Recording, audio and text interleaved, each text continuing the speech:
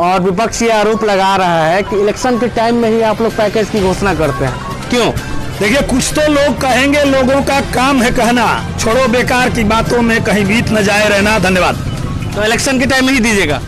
Election का समय हमारे लिए इलेक्शन कोई मायने नहीं रखता है। हम 24 घंटे 365 दिन काम करते हैं और भारतीय जनता पार्टी के लोग लगातार नीति और नियत पर काम करते हैं और हमारी नीति और नियत आगे आने वाले दिनों में आप सबों को दिखाई देगी। जनता जानना चाहती है पहले आपने क्या किया इलेक्शन के पहले?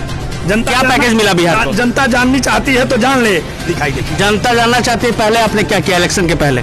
जनता क्या पैकेज मिला बिहार को? जनता जाननी चाहती है तो जान ले कि आज चाइना घुटना टेक कर हमारे सामने खड़ा है। जनता जाननी चाहती है तो जान ले कि 6 वर्षों 7 वर्षों के कार्यकाल में एक भी किसी तरह का स्कैंडल आपको दिखाई नहीं दिया है। अगर ये आप नहीं देख रहे हैं तो ये दुर्भाग्य है देश का।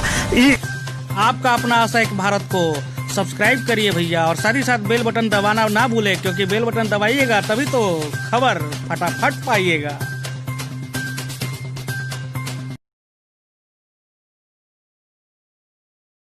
नमस्कार, आप देख रहे हैं आशा एक भारत। आज प्रधानमंत्री नरेंद्र मोदी का ये जन्मदिन है और उसके उपलक्ष्य में आरा भोजपुर बिहार के जिला अध्यक्ष जो है यहाँ पे कैंडल जलाया है और क्या कुछ कह रहे हैं, चलिए इनसे हम बात करते हैं। नरेंद्र भाई मोदी जी का जन्मदिन है और 70वां जन्मदिन है। इस जन्मदिन पर पूरे देश भर में सभी जगहों पर कार्यक्रम किए जा रहे हैं। कई जगहों पर वृक्षारोपण, सेवा का कार्य, बच्चों में पाठ्य पुस्तक का वितरण का कार्य आज पूरे जिले भर में किए गए हैं। जिले के लगभग 2162 बूथों में ये कार्यक्रम चलाया गया है और सभी लोगों ने नरेंद्र भाई मोदी को दीर्घायु होने की कामना की है। मंदिरों पर दीप जला के मां से आरती की गई है कि आपके आशीर्वाद से भारत के यशस्वी प्रधानमंत्री लंबी आयु को प्राप्त करे, जिससे भारत परम वैभव तक पहुंचे। दूसरी तरफ बेरोजगार दिवस भी मनाया जा रहा है, इस पे क्या कहिएगा? देखिए, देश की अनेक समस्याएं हैं और वो जब देश चलता है तो समस्याएं भी साथ साथ चलती हैं। लगातार सरकार द्वारा प्रयास किया जा रहा है और उस प्रयास के माध्यम से आने वाले दिनों में प्रधानमंत्री नरेंद्र भाई मोदी के जो कार्यक्रम चलाए जा रहे हैं, जो सरकार के द्वारा जो अनुग्रह राशि और अनुदान राशि के साथ साथ जो आर्थिक पैकेज दिए जा रहे हैं, उसके माध्यम से आने वाले दिनों में बेरोजगारी बहुत ही कम होने वाली है। जिला अध्यक्ष साहब, आपने कहा कि बेरोजगारी कमी होने वाली है, दूसरी तरफ बेरोजगारी दिवस बनाई जा रही है, किस तरीके से कमी कीजिएगा? क्या योजना है आपकी?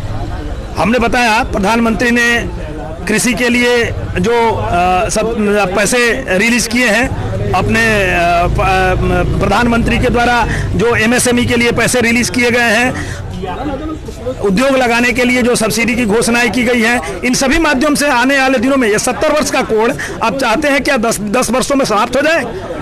इसके लिए प्रयास किए जा रहे हैं। लगातार होने वाले प्रयासों से बेरोजगारी दूर होगी। आप लोग इंतजार करिए, आप लोग देश के सजग प्रहरी हैं। आप लोगों को आने वाले दिन में दिखेगा देश के नौजवान पूरी तरह से देश के काम में लगेंगे। सबका साथ, सबके विकास के साथ भारत आगे बढ़ेगा।